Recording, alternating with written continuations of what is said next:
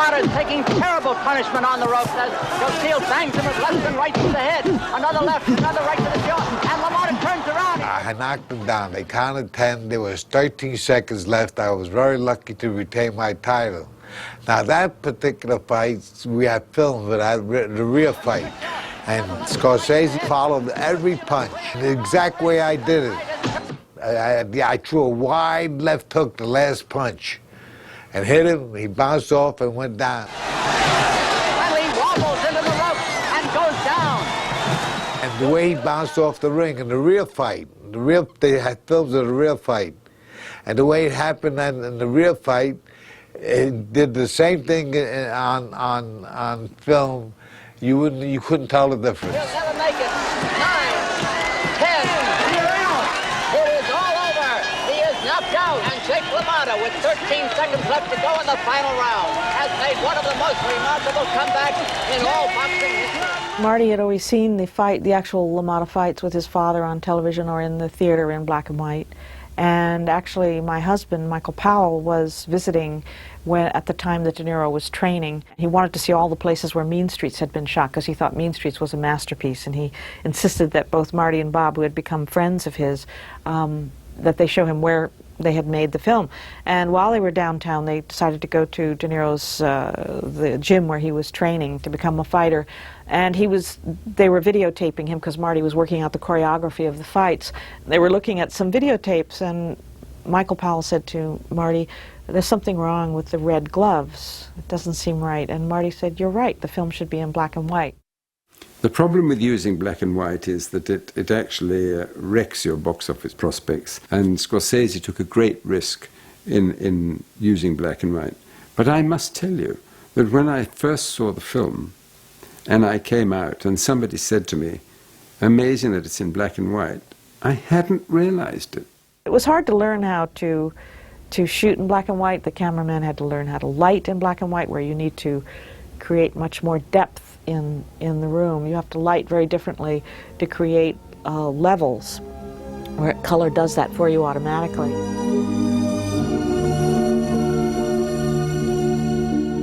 And then Marty decided, of course, that the home movies would be the only thing in color, aside from the Raging Bull in red over the main title.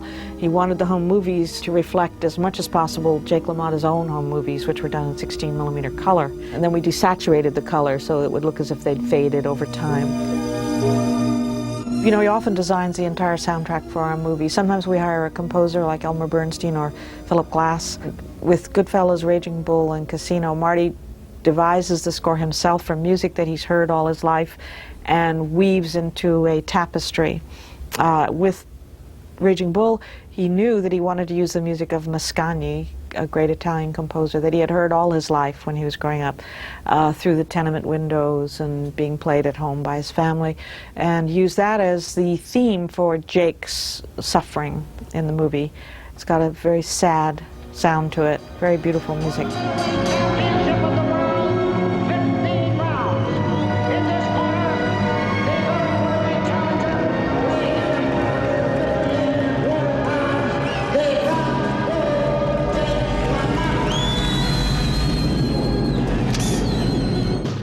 Marty had storyboarded the entire fight with incredible number of shots. He shot a great deal of footage for this very key fight. And however, we found that when we were structuring the fight, the key thing was where his wife picks up her head and looks at the devastation going on, and where she puts her head down again. And that actually became sort of the linchpin for how we built the entire final montage of destruction. Frank Warner, our great sound effects editor, one of the things he taught on this film entirely was how to use silence. Just a little bit of sound effect here. Very, very artificial. And back up now. Robinson hurting LaMotta. He's hurting him now.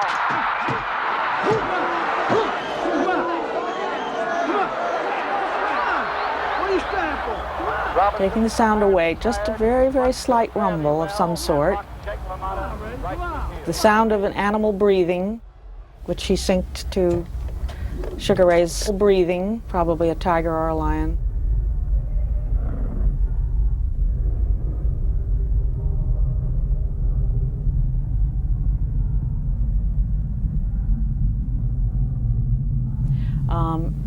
Now, this entire sequence, which is a blazing montage of cuts, was very, very carefully thought out by Marty and storyboarded. And when I was putting it together at first, I had to actually use the storyboards to guide me for exactly what he wanted. Then as we worked on it, we found that sometimes it made it more effective if we moved a shot later. To get the effect of this shot, for example, this shot of Bob's legs, Bob had his trainer on top of his shoulders, moving around to give him the feeling, give his legs the feeling of rocking like that. De Niro was incredibly patient during the shooting. You know, he would say to Marty, "What happens now?" And Marty would say, "Well, you're going to get hit in the left temple." And then, then they would do that for 15 minutes. And he would say, "What's going to happen now?" She'd say, "We're going to get hit in the right temple." And he was so devoted. It was amazing. There was no fist in the glove that was actually hitting him, but he was having to snap his head over endlessly in all different kinds of speeds. Hey, Ray. Never went down, Ray. You never got me down, Ray. Visita mi canal. You hear me? Never got me down. Yeah? See, look. I know he tried to psychoanalyze me, and he did a great job because he asked me a million questions. He asked me how I did this and how I did that.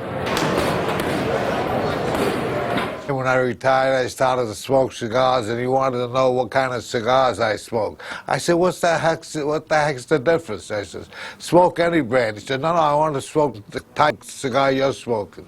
Though I'd rather hear you cheer when I delve into Shakespeare. A horse, my kingdom for a horse. I haven't had a winner in 6 months. Met my wife, ex-wife, Vicky, the main one that a lot of people know about her. Who's that girl over there? Which one, the one I was talking about? Yeah. The blonde? Yeah. Vicky. Where's she from? She's from the neighborhood. She's a neighborhood girl. He had an interview with Vicky at her home, and he spent the night there on a couch. I said, you spent the night there on the couch, and what happened? He said, no, nothing happened. He was scared. He thought, but that's a long time ago. What's her last name? Vicky, that's all I know. Oh, Vicky. She knows them.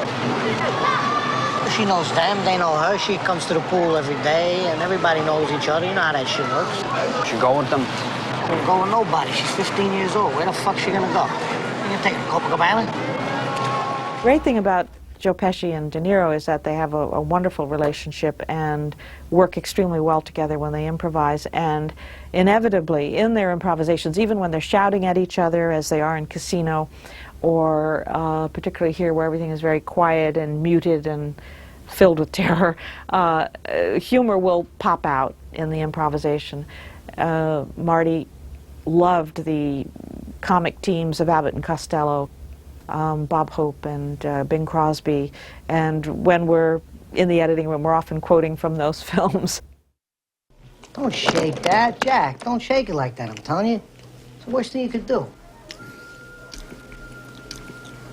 One of the things that was so great watching this sequence be made is that De Niro was very, very generous towards Pesci's performance.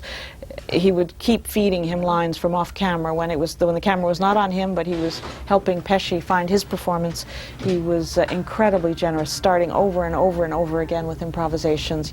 He and Marty sort of had a little eye signal. They would look at each other, and De Niro would know that Marty wanted him to do it again.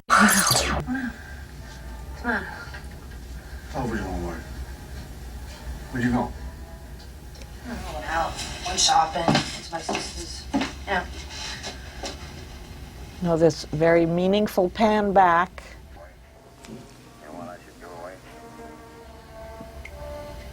Very beautiful, that hold on the stairway as she goes up. Later in the scene, we're going to see him go up there and confront her, and it's almost as if it's a precursor of what's going to happen. Now, shooting in medium shots, now here, you see how he allows his stomach to... Jack, I can't see nothing with your stomach in the way now. What do you give me dirty looks for? You're supposed to be a champion. Eat like there's no tomorrow. That's... You know, I don't know there are many actors who would allow themselves to be photographed this way. Of course, De Niro spent a great deal of time gaining weight in various stages during the film. Look at that, 168 pounds. Stop eating. It's unbelievable dedication. I mean, the man boxed over 1,000 rounds. Then he takes off 4 months out of the movie to put on 60 pounds. I mean, if that's not dedication, what is it? Now here's where you see how he's just become Jake LaMotta in the way he handles every part of his body. Excuse me, what do you mean by you, though? Down to the breathing. So? What does that mean? Don't mean nothing. Even you don't even know what you meant by you. Don't mean nothing. Joey, that meant something. You mentioned Tommy, you mentioned Sal, you mentioned you. You included you with them. You could have said anybody, but you said you and them. You really let this girl ruin your life. Look at you. She really did some job on you. You know how fucking nuts you are? Look what she did to you. You fucked my wife. What? You fucked my wife. That's a very key moment. And in fact, what Marty decided to do, they'd done the improvisation so many times, is that he told Bob to say mother instead of wife to get a shocked reaction from Pesci, which actually worked, and we used it. How could you ask me a question like that? How could you ask me? I'm your brother. You ask me that? Where do you get your balls big enough to ask me that? Tus trailers. Here's Visita mi absolutely canal. Jake LaMotta. Just tell me. Thing about the improvisations is that the actors know they have to begin and end at a certain place for us to make the scene work. But within certain areas, they are allowed to improvise. And of course, all this funny language that Joe Pesci was coming up with here about how De Niro should stop eating and do other things was all improvisation. I'm not answering it. I'm not going to answer that. This is one of the key improvised lines. You're very smart, Joey. You give me all these answers, but you ain't give me the right answer. I'll ask you again. Did you or did you not? I'm not going to answer. It's a sick question. You're a sick fuck, and I'm not that sick that I'm going to answer it. I'm not telling you anything. I'm going to leave. If Lenore calls, tell her I went home. I'm not staying in this nut house with you. You're a sick bastard. I feel sorry for you. I really do. You know what you should do? Try a little more fucking, a little less eating. You won't have troubles upstairs in your bedroom, and you won't pick it out on me and everybody else. You understand, you fucking wacko? You're cracking up. That's a great improvised line from Joe Pesci. Fucking screwball, you. Now again, watch the terrifying dread of this pan back.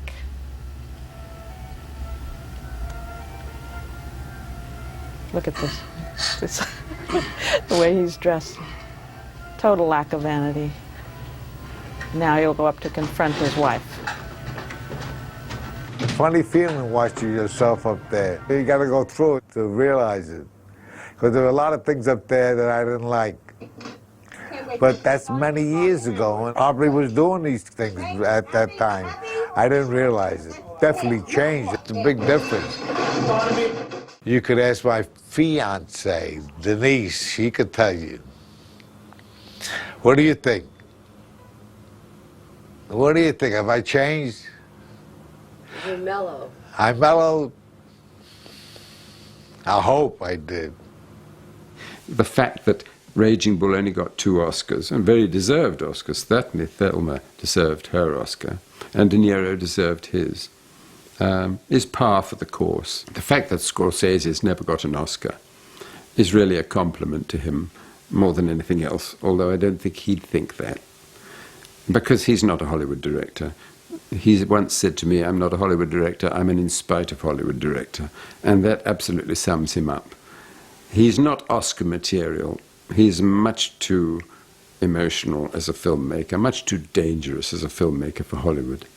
And I think when he gets an Oscar, it'll probably be a career Oscar, which is a kind of a pat on the back for being a good boy, and he's not really a good boy. I feel that Oscar is not mine. I feel that Oscar is Marty's, because the dazzling visual nature of the fights is what that Oscar was for.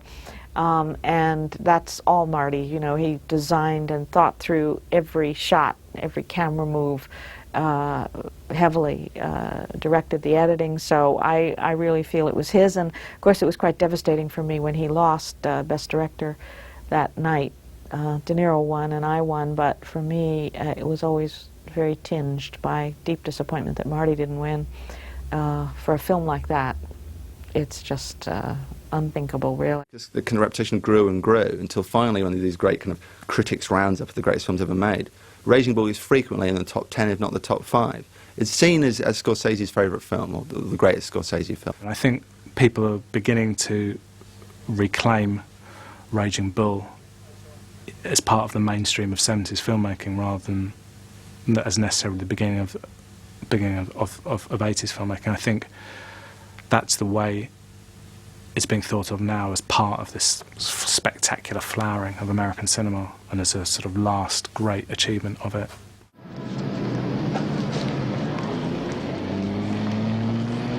Legitimately, and nobody can take that away from me, nobody. Some people aren't that lucky.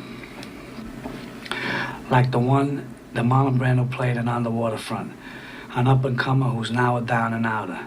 You remember that scene in the back of the car with his brother Charlie, a small-time racket guy, and it went something like this. It wasn't him, Charlie, it was you. You remember that night at the Garden, you came down my dressing room and you said, "Kid, this ain't your night. We're going for the price on Wilson." Do you remember that night, Charlie? This ain't my night. My night. I could have taken Wilson apart that night, so what happens? He gets an outdoor shot in the ballpark, and what do I get? A one-way ticket to Palookaville. I was never no good after that night, Charlie. It was like a peak you reach, and then it's downhill. It was you, Charlie. You was my brother. You should have looked out for me a little bit. You should have looked out for me just a little bit. You should have taken care of me just a little bit. Instead of making me take them dives for the short-end money. I could have had class. I could have been a contender. I could have been somebody. Instead of a bum, which is what I am. It was you, Charlie. Go get him, champ.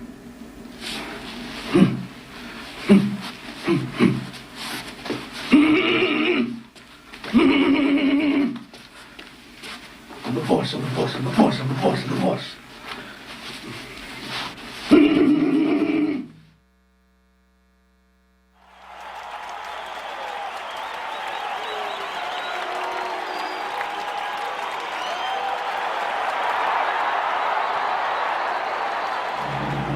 Cheers.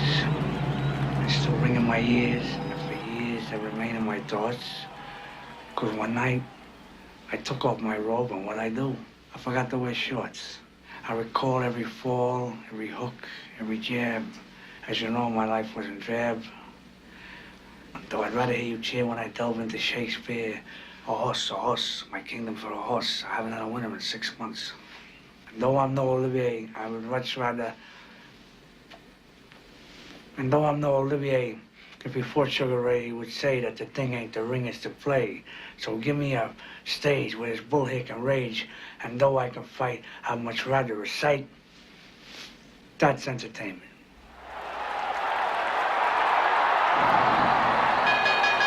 Good evening, ladies and gentlemen.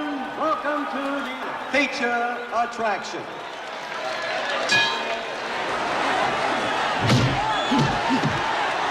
Losing the title that he won from the gallant Marcel Cerdan. After the tragic plane crash in Cerdan's life, Laurent Josille vowed to bring the title back to France. Lamar is taking terrible punishment on the ropes as Josille bangs him with left and right to the head. What do you think you're doing out there? What are you doing out there? Come on, Jake, I got some money on you. Another right to the jaw, and Lamar turns around. He's been playing possum. He's got Josille hurt. He rips the right hand of the body, two left to the jaw, another left and a right to the head. Josille is flailing around the ring.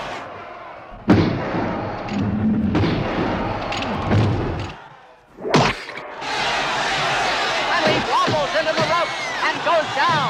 Joe Steele is down, and the referee Lou Handler comes over and starts the count. He's trying to get up. He'll never make it. 10. It is all over. He is knocked out, and Jake LaMotta, with 13 seconds left to go in the final round, has made one of the most remarkable comebacks in all boxing history.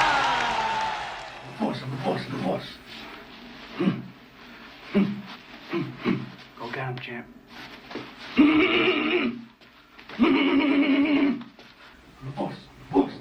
Yeah, you heard of him? Yeah. Great fighter. We were kids together on the Lower East Side in New York City. And when we were kids, we were very sophisticated thieves. We would only steal things that began with an A, like a bike, a car, a fur coat. That's how we both ended up in a reform school together. That's true. We did end up in the same reform school. We also invented rock and roll. First we hit you over the head with a rock, and then we roll you. That's entertainment.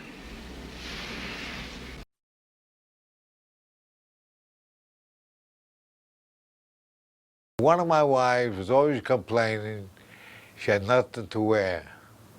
I never believed her till I saw her in Playboy. She complained. I came home one night unexpected. There she's running around the bedroom naked. I says, I know. Doggone it, you got nothing to wear. I opened up the closet door. I said, look all the doggone clothes you got here. Red dresses, blue dresses, hello Rocky, yellow dresses. That's entertainment.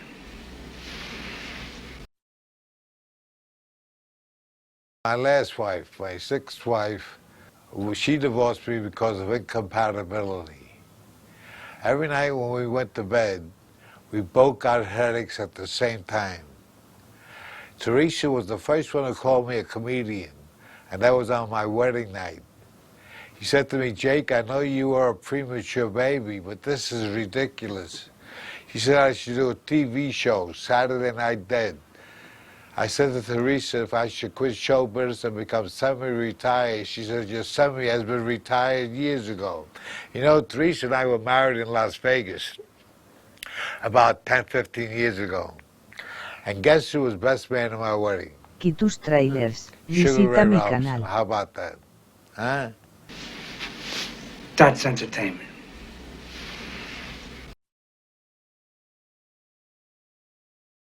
You know, when you marry so many years, sex becomes boring. You got to try different things. You got to change things around a little. So you know what I did? I bought a waterbed. Her side froze. Now we call it the Dead Sea. I came home one night feeling no pain. And there she is. I looked in the bedroom, and there she is. She looked so nice. I said, what the hell, why not? So we made passionate love. I went downstairs to get a glass of milk, and there she is. I said, how did you get here so quick? I said, we just made passionate love upstairs. She says, oh, my God. She says, that was my mother. She went up and said, Mom, how could you do such a thing? Why didn't you say something? She said, I haven't spoken to him in over 10 years. You wanted me to start now?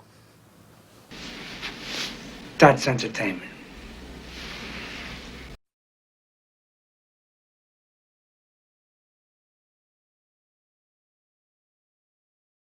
I fought Sugar Ray so many times, it's a wonder I don't have diabetes. I remember one night he broke my jaw, then he broke my arm.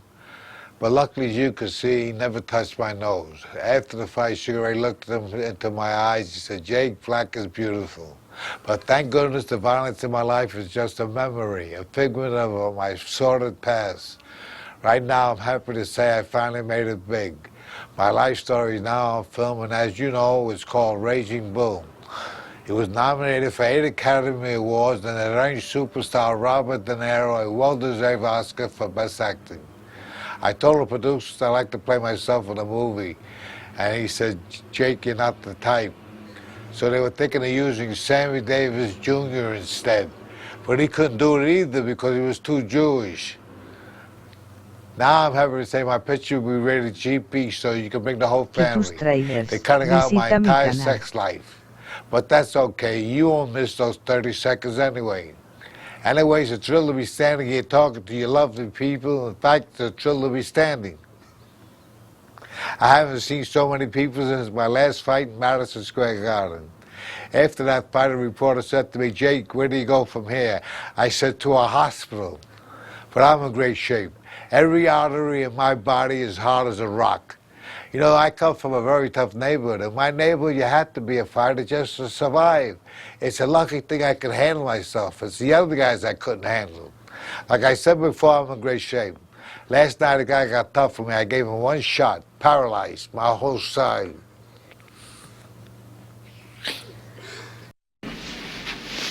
That's entertainment. I remember the time my father went in front of the judge to get his citizenship papers. And he says to the judge, "Mr. Chucha, Your Honor, anything you want to know about this country, I know. I know that my paisano, Cristoforo Colombo, he's to discover America. I know George Washington, he's a chopper down the tree. I know Abraham Lincoln, he's a freed the slaves. Anything you want to know about this country, I know. But I'm afraid, because I know speaking so good English, I know getting my papes." The judge says, "Paisan, don't you worry. As long as I'm with the choo-choo, you're going to get your papes." Papes is paper. Right. Yeah, see, they might miss that joke in English. That's entertainment. When Jake LaMotta defended his world middleweight title at Detroit against the Frenchman Laurent Dautuy, it certainly looked as if the championship was going to change hands. For round after round, Dautuy had the best of it.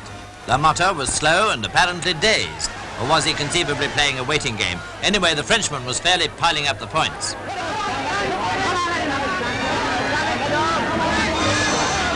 It wasn't until the 15th and last round that the champion really cut loose. If he could bring off a knockout, all would be saved. But he'd certainly left it pretty late. Ah yes, it looks like LaMotta's victory now, doesn't it? And here it comes.